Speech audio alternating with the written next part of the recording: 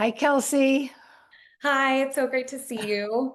Wonderful to see you. I feel like I've known you a long while, Yes, not many in the years real now. world, but online. I was privileged to watch your kids grow up a little bit. I can't remember how young they were when you started joining the membership, but Probably six little, years ago now. Yeah, maybe 3 and 5, and now long they're time 9 and ago. Now 11. they're big. Yeah. So I'm going to tell people a little bit about your background, and then I invited you to join me on this because of your new book, and gosh, is it timely. Kelsey Blahnik is a clinician, author, advocate, and the founder of The And Way, which is a practical model for navigating tension while maintaining connection across deep divides. With extensive behavioral health experience supporting unhoused veterans, trauma survivors, and those in recovery, she brings clinical insight and community advocacy together to bridge political and personal rifts. Her dedication to peacemaking drives her involvement with Love Anyway, where she co hosts monthly gatherings focused on reconciliation. When you and I were talking some months ago and you were in the process of wrapping up the writing portion of the book, I remember even then thinking, gosh, your timing, boy. Yes, and it So, and it just keeps being more, yeah, continues to be very relevant because we keep getting more divided in a lot of senses. Yeah, so how did it? This is a classic first question, but I genuinely want to know what was the impetus? What were the specific things that where you got to the point where, because I know you had two young children, you're married, you've got a therapy practice. What was the thing that tipped you into, I am going to take on the writing of a book? And this, Yes.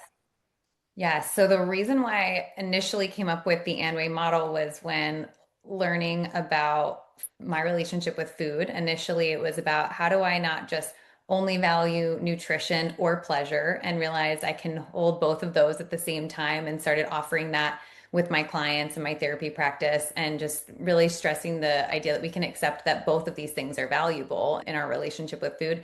And then what really started happening as I applied this in so many other areas of my life, as I realized that I had a really hard time with all my emphasis on social justice and being a social worker and having convictions, also having relationship with people that didn't agree with some of the things that I'm so passionate about. And especially during COVID, I recognized an assumption I was making about people that were masking or weren't masking. And there was this internal bias I was holding. And I had this conflict between wanting to just avoid the conversation altogether or to get really big and do something that's probably not going to be productive for the relationship. And so instead, I evaluated how could I use that same framework of not going to either extreme and share that with others. And it has been incredibly helpful for my own relationships, has brought a lot more intimacy, and then it's allowed me to share this concept and apply it to my clients and their families as well. So really, the pandemic is what pushed it over the edge. And I said, I need to get this out into the world.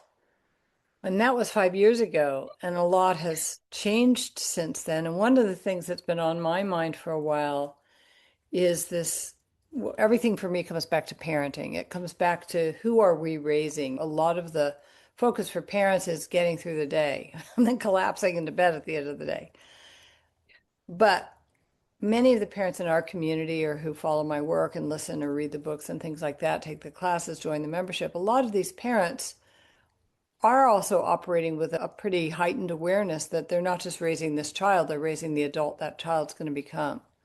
And if you look at what's happening, and you talked about the divisiveness in our country, everyone who is slamming somebody else for their point of view was a child and was raised by a parent who either cultivated an open-minded approach to others or a not open-minded. And I think one of the things I'd love you to talk about is how do we cultivate in our children who will become the next senators, congress people, superintendents, teachers, doctors, plumbers, Uber drivers. How do we cultivate in them this posture toward others when others' points of view or backgrounds collide with what they've come to believe pretty fiercely? One of the things that I would want to start with is the way we label other people in front of our kids, the way that it's so easy to just say the quick thing and call someone, oh, he's a mean person. Oh, that's a mean girl at school.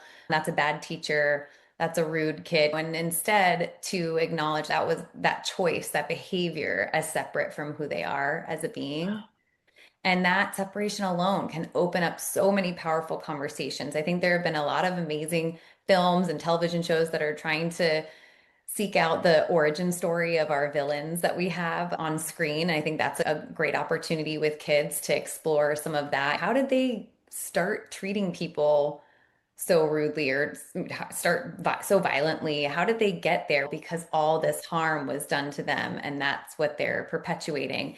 And so, conversations like that, where we actually get to ask them a lot of questions, how did they get there? I think allows them to see things in a new light instead of that Yeah. villain and hero. That's really powerful. Even, oh, he's a Republican, he's a Democrat, he's a Mhm. this, she's a that, Yeah. where we lock somebody in. There's an organization that I've become interested in. You might know about it called Living Room Conversations. Yes. And I was interested, I had the idea of actually doing it with someone in my orbit, not a close friend, but someone in my orbit who I thought might facilitate that with me, who has a different political point of view than I do. I'm really intrigued by that because you see somebody in the grocery store or somebody returned your mail to you, it was delivered in the wrong place, or returns the watch that you lost. You don't know what their political affiliation is or their religious beliefs are. It's just Mhm. a kind human being who went out of their way. So, can you talk a little bit more? I think in the book you talk about this clay mindset, and I'd love to hear a little bit more about that. Yes. So the clay mindset comes with this idea that I know you're also a fan of Carol Dweck's growth mindset, that we can, Yeah. using that growth mindset already to look at the possibility that we're not stuck in stone, we're not stuck in concrete. We can adapt, we can learn. I like to think of the clay mindset as a step further from that and also being able to look at the people around us with that sense of grace that they have the ability to grow and change as well. It's what often prompts us to shut down and not even try in a conversation is the belief that, well, they're not going to listen anyway. They're not going to try Yeah. anyway. They're not going to do anything different. This is how they've always been.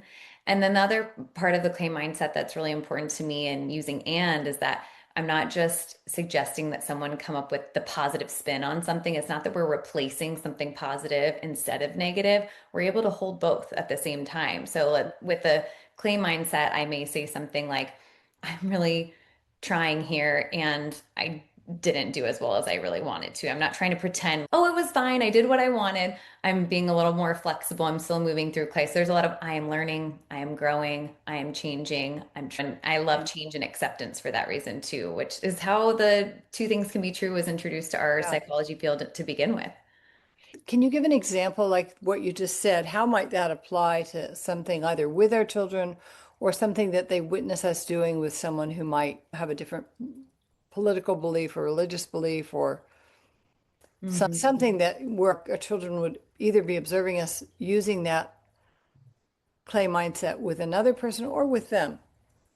Yes, I think repair with our kids when we mess up is a great opportunity for that. They can still see I'm still kind mommy and I messed up when I raised my voice earlier. That is not what I want to continue doing. And it doesn't make me a bad mommy just because I did that one thing. So the way we talk about ourselves after those moments allows them to have that narrative in their own mind about Yeah. themselves and about other people. Oh, so mom can be a complex human being, and so can Uncle Fred, and so can my teacher, and so can my friend. So just practicing Right. recognizing and repairing for the behaviors that we do that we don't feel good about afterward, being vulnerable enough to acknowledge that behavior was out of line with the values that I hold, or that behavior Yeah. was out of line with the person you normally see me being. Yeah. And how do we help them understand we have the holidays coming? We had a holiday, now we have another one, and families gather together. And quite often, there's a little bit of a pit in people's stomach because they may be at a table with people who aren't flexible, who Yes. are quite rigid and not only think differently about certain things, but might really make an effort to impose their beliefs on us. They don't have that flexibility. What advice would you give to parents whose children will be at that table?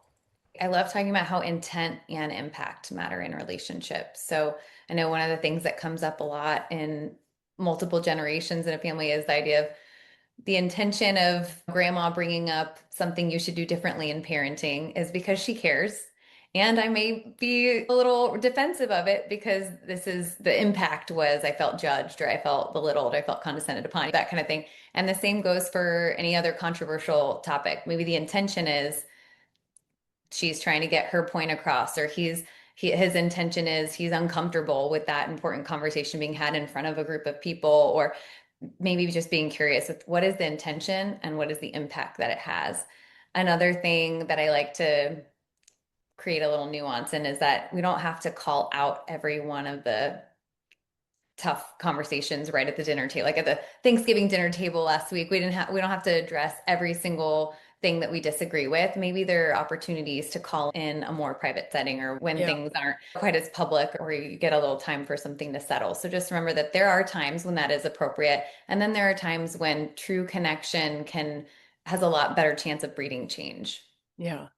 And maybe the goal isn't even change. Maybe the goal is just understanding. I think part of what I want to help parents do, and I think your work is focusing on, is this kind of practice of not just tolerance, but respect. How do Mm. we, let's talk for a minute about that. Like, how do we behave in front of our children in such a way that not only do they see us tolerating Uncle Joe's different maybe theories about things or views Mhm. about things that may fly in the face of ours. We may be very passionate about ours, right? Right. How do we not just tolerate it, but and maybe we don't respect it. Maybe it feels so violent or so awful that we can't find a way to respect it. But how do we manage it in a respectful way? I think these are the opportunities that parents have to show, not just teach, but show their children in life, unless you live in your own little cave and you stay in your own echo chamber, you will encounter people who don't see things the way you do.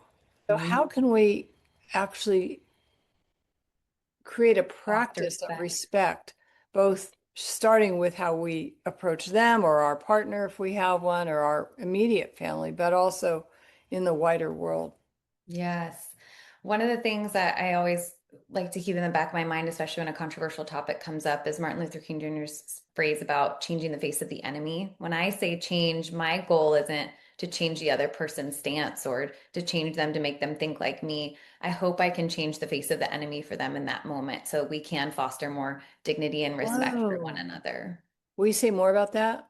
Yeah, so if I know that Uncle Joe's impression of all social workers are like this, or all liberals are like that, all conservatives are that way, and we get the chance to actually have a conversation and go back and forth, I Yeah. may change the face of the enemy for him because he realizes, oh, not all blanks are going to Wonderful. disallow tough conversation. They're not all going to shut me down. They're not all going to Yeah. label me as all these names I've been called before. Fantastic. I was making some calls not long ago for a campaign, something that I cared a lot about. And I ended up on the phone with someone who was absolutely opposed to the thing I was bringing up. And I just said, and I meant it. Can you help me understand your point of view? And I Yes. could feel him soften and start to explain it. And I said, well, I can see why you might think that. I don't agree with that, but can I ask you a follow-up? There was a way that I was conducting that reflected, I think, a sense of safety. Yes. And I know you talk in your book a bit about what you have to do on the inside to come from that kind of place. You want to say a bit about that? Exactly. Exactly. I think it's so easy to get stuck in the pointing out the fleck in someone else's eye and poking at somebody and saying you're a hypocrite instead of recognizing the internal conflict we're going in. And when doing some of this work that I go through in the book of identifying the internal conflict we have, all these parts sometimes warring within us and finding more peace within allows us to look at other people as also hosting internal conflict with less judgment because that Right. self-compassion breeds compassion outward. I love what you said. I love that we're hosting internal conflict. You know, in the IFS world, it's called having a parts war. So I have Yes. a part of me that really just wants to tell you how it is and Right. tell you how wrong you are and judge you and maybe make some jokes at your expense. And then I have another part that loves you and remembers how you used to always give me candy canes at Christmas and that you told the funniest jokes and I'm in conflict because I have all this going on inside. Yeah.